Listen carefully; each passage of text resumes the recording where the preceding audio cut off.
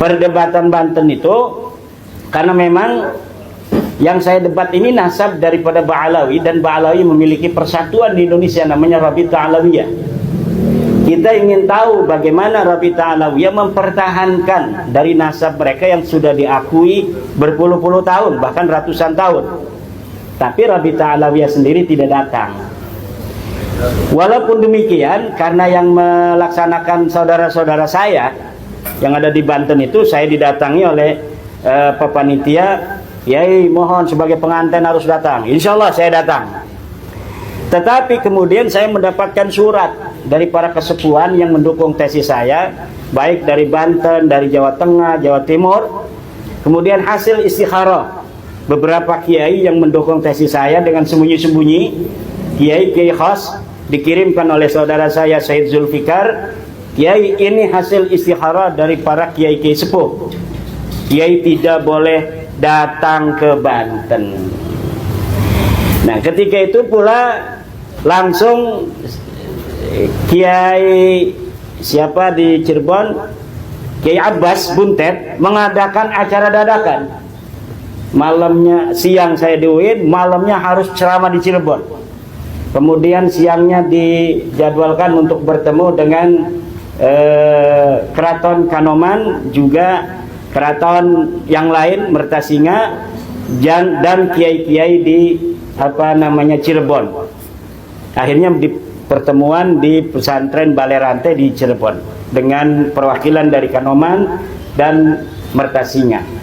Nah, jadi itu beberapa alasan. Alasan yang lainnya, kata kiai itu dalam suratnya itu, kalau Rabita Alawiyah tidak datang, nanti kiai akan diadu domba dengan sesama anak bangsa yang bukan dari kalangan Rabita Alawiyah dari Ba'alawi. Dan kebetulan yang menjadi salah satu pembicara dari tim mereka itu adalah Kiai Qurtubi itu. Ya. Kiai Qurtubi, ada Ustadz Wafi, ya. Nah, jadi kan itu orang-orang kita. Nanti kita kayak zaman Belanda diadu domba antar anak bangsa, kemudian mereka enak-enakan. Walaupun di situ ada Habib Hanif Alatas, kalau saya masih manggil Habib, karena Habib itu ciri-ciri dari Hadramaut, bukan ciri-ciri sebagai keturunan Nabi. Itu sudah ada penegasan bahwa mereka tidak mewakili daripada Rabita Alawiyah. Kalau tidak mewakili Rabita Alawiyah, apapun keputusan, kesimpulan dari diskusi ilmiah itu tidak akan ada konsekuensi apapun terhadap Rabita Alawiyah. Lalu untuk apa adanya diskusi itu? Kalaupun misalnya tidak langsung kesimpulan, kalau dengan Rabita Alawiyah dengan santai, ini manuskrip saya pakai PowerPoint, kemudian coba diteliti bareng-bareng, kan enak. Maka saya pernah ngomong 3 hari 3 malam. Kenapa 3 hari 3 malam? Karena kitabnya banyak, dan setiap klaim dari saya harus diperiksa dan diverifikasi sumbernya oleh mereka. Kemudian setiap bantahan mereka dari kitab apa, nanti saya verifikasi. Nggak bisa langsung tiktok langsung selesai. Nggak bisa. Satu sumber mereka, misalnya mereka ini membantah dari tesis saya, ini ada kitab manuskrip yang belum dicetak, 1 lembar kami dapatkan, ini fotonya, kita teliti.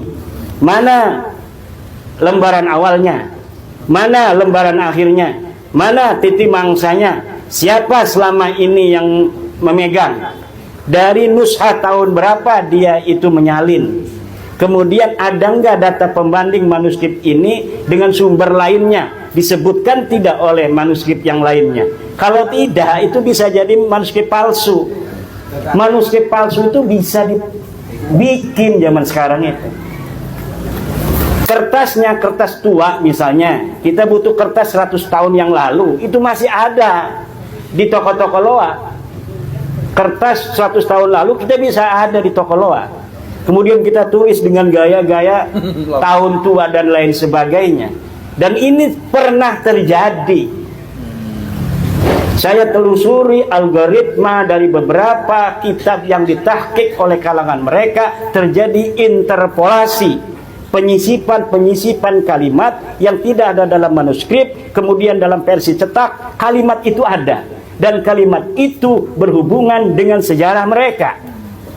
Bagaimana kita untuk bisa mempercayainya kalau misalnya kita hanya debatan begini, diskusi dalam waktu yang singkat untuk menarik kesimpulan yang seilmiah mungkin?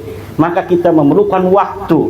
Setiap ada bantahan, maka kita harus periksa dari mana itu mereka mendapatkan manuskrip. Kemudian kita telisik manuskripnya ini tahun berapa terakhir ditulis.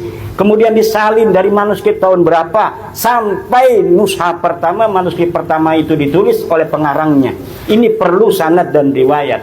Dan inilah yang membutuhkan waktu. Dan kalau mereka sudah siap itu, saya siap dengan tim untuk berdiskusi dengan santai untuk menemukan hakikat. Dosa loh mereka itu kalau misalnya kita punya dalil bahwa mereka sudah tidak terbukti secara ilmiah pustaka sebagai turun Nabi, lalu tanpa dalil apapun mereka masih mengakui diri mereka sebagai seorang keturunan Nabi. Dosa itu. Setiap kebenaran yang tumbuh di tengah-tengah sebuah doktrin tertentu akan pasti menimbulkan friksi.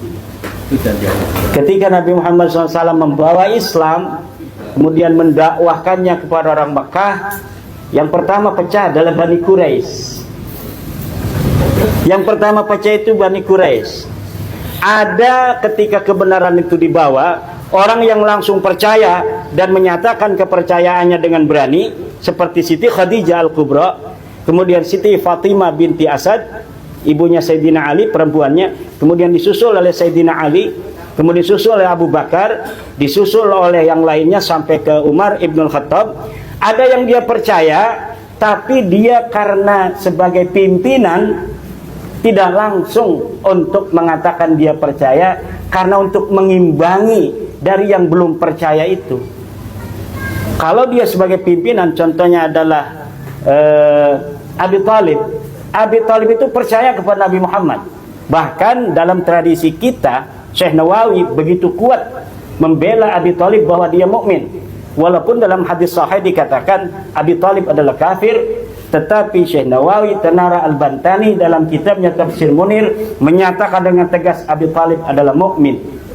Kemudian saya dalam kitab saya Al-Fiqratun Nahdiyah bikin satu pasal sendiri tentang Abi Thalib bahwa dia adalah mukmin. Begitu pula Syekh Zaini Dahlan menyatakan Abi Thalib mukmin.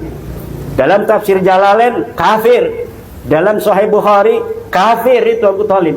Tetapi kita memiliki pandangan yang berbeda berdasarkan dari apa yang telah dilakukan oleh Abi Thalib. Berdasarkan hadis-hadis pembanding selain hadis Bukhari yang kita temui, maka saya menyatakan dengan tegas Abu Thalib dengan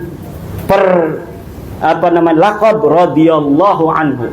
Taradinya saya pakai radhiyallahu anhu, menandakan bahwa saya percaya bahwa Abu Thalib itu adalah seorang mukmin. Dia tidak menyatakan di hadapan orang-orang Mekah bahwa dia percaya kepada Nabi Muhammad. Itu bukan karena dia tidak percaya kepada ponakannya ini seorang Nabi, tapi untuk menjadi istilahnya pelindung Nabi Muhammad dari serangan keluarganya yang tidak percaya. Saya husnudon pada PBNU demikian juga. Kalau PBNU husnudon kepada nasabah Alawi berdasarkan Safinatun Najah yang katanya barokah, maka saya husnudon kepada PBNU juga demikian. Seperti Abi Thalib terhadap Nabi Muhammad sallallahu alaihi wasallam.